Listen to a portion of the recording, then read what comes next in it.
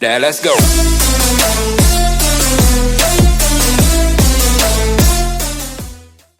Alright, welcome back to the channel. I'm your host Isaiah, as always. And from that clock right there, there's still 30 minutes remaining of the trade deadline. But that's not what we're talking about. We're talking about week 8 of the NFL season. If you want, go to my community post tab.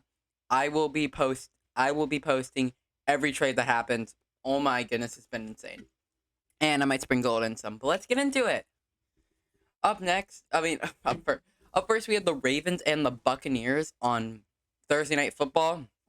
It wasn't a bad Thursday night game, but you know, Bucks dropped three straight losses. That is not great for Tampa Bay, because I think their division sucks for them. And in terms of the Ravens, if you just keep winning these games, then you'll win your division, make the playoffs. Don't really have much takeaways from this game. Up next, we got Broncos and Jaguars. So this was the most attended game of London ever, like in history. Sorry. In history, it's the most attended game of London ever. That was not a good game. And once again, Trevor Lawrence folds when time to clutch up comes. This is what a first overall pick should be doing. He should be clutching it up, but he's just not. And it's really been disappointing to watch him just fold and fold again. This team could easily have 5 wins if he could just lead a game-winning drive. He folded so quickly in this game, too. He did it on the first play of the drive. Come on, Lawrence. Up next, we got Dolphins and Lions. They did have a scare on us. Going up 21-7 in the second quarter was a bit scary, but when we ended up outscoring them 24-6 at the end of the game, shutting them out in the second half. And Miami gets their 5th win. Tua plays the best game of his career, but the defense does scare me. It's very injured, and it's showing. The pass defense has been playing awful, but the run defense has been really good.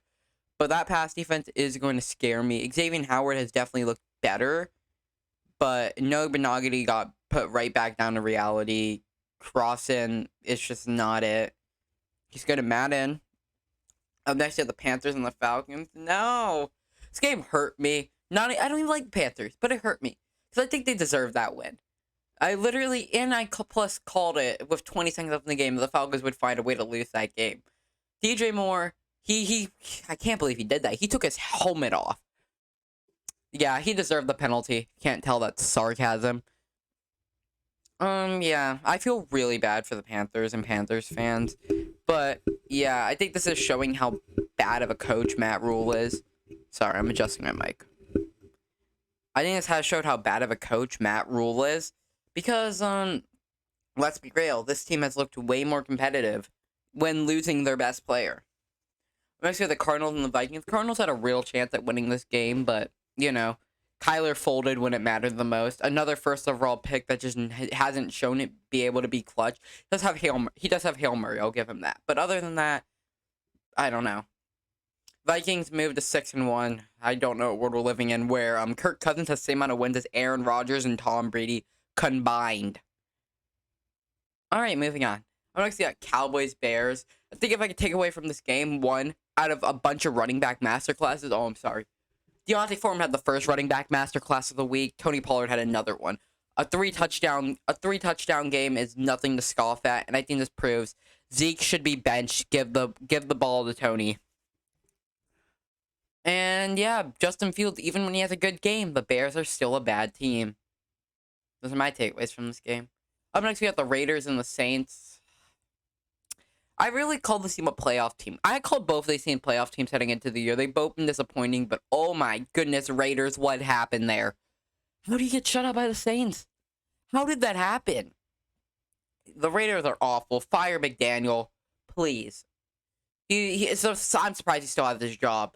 They should have just kept the intern coach that came in. With all that happened, him taking that team to the playoff was a miracle. He deserved another shot, and McDaniels is awful. Devontae Adams does not look like himself. The only bright side of that team is Josh Jacobs, but when he's not rushing for 150 yards and 3 touchdowns, they're not winning games. Next, we got the Philadelphia Eagles who took on the Pittsburgh Steelers. Yeah, the Eagles, they do what great teams do. They blew out a bad team. Congrats, Philadelphia. You moved to, is it 7-0 now?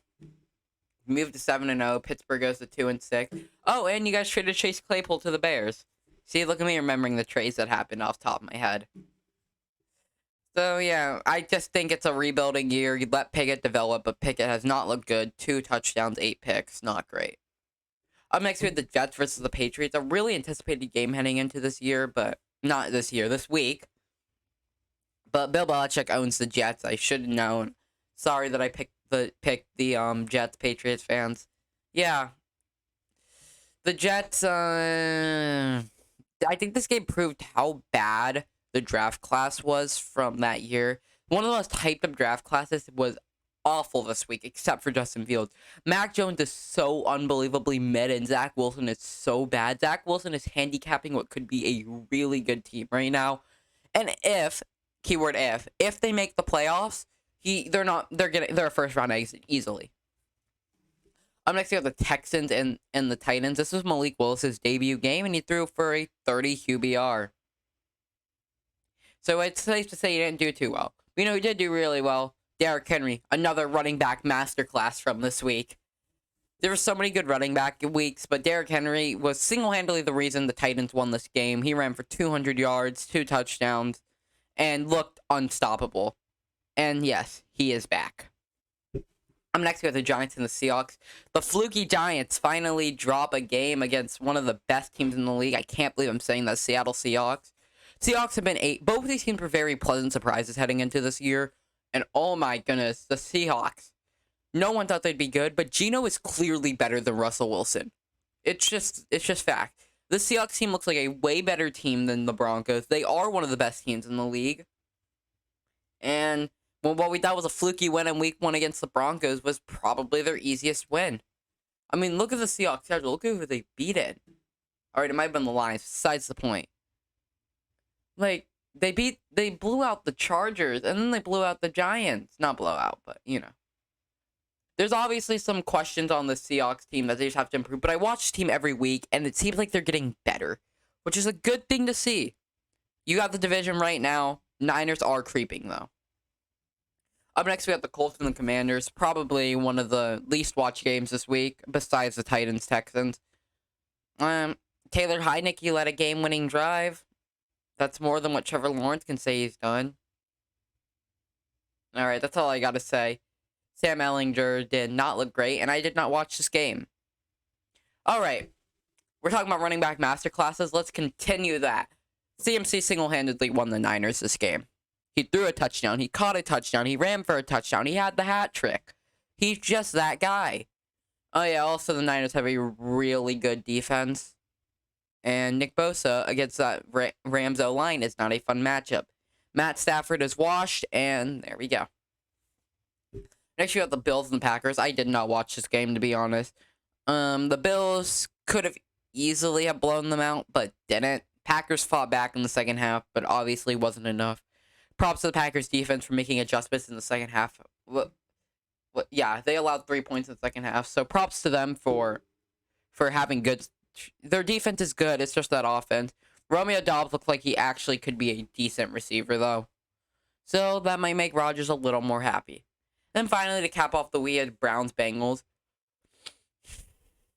My little old Jamar Chase merchant, Joe Burrow, just got exposed this game.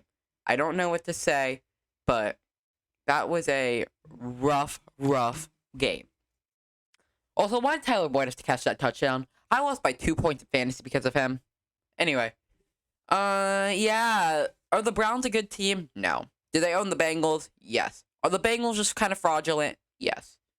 They're yet to beat a team with a good quarterback. All right. And I'm going to prove that to you right now. All right. The best quarterback they played is Lamar Jackson. They lost that game. All right. So here's who they played. Mitch Trubisky. Cooper Rush. Joe Flacco. Teddy Bridgewater. Lamar Jackson. Andy Dalton. Marcus Mariota. Jacoby Brissett. And we're not done yet. We're not done with the bad quarterbacks. P.J. Walker. Mitch Trubisky. Ryan Tannehill. Then they play Patrick Mahomes. This has become a Bengals rant, but hold on. Then they play, oh, this is Watson. They play Watson. Then they play Brady. Then they play Mac Jones. Okay, so they actually play some good quarterbacks come the end of the season. But oh my goodness, beat a team of a good quarter. No, just beat a team. Beat a team that shows any type of competence on any side. If a team can show anything on offense, they beat the Bengals. This is back to the Bengals. We're gonna look at their schedule. They played good defense. I don't really know what the Jets were that game. That's an except. They have Lamar Jackson, and they have a run game. Nick Chubb's a hard running back to stop, I know, but you guys got outscored by Jacoby Brissett. The score still doesn't reflect how much of a blowout this game was, and that's saying something when it was a 19-point game. This game was miserable for the Bengals. I don't know how they lost this game, but yeah. Thanks for today's video. Please like, subscribe, and notification bell, and I'll see you in the next one. Peace out.